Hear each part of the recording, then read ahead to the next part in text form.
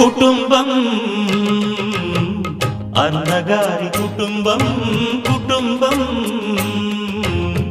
అన్నగారి కుటుంబం కుటుంబం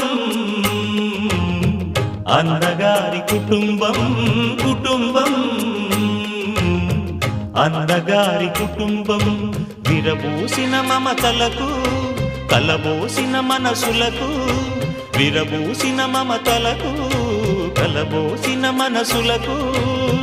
మచ్చలేని మనుషులకు అచ్చమైన ప్రతిబింబం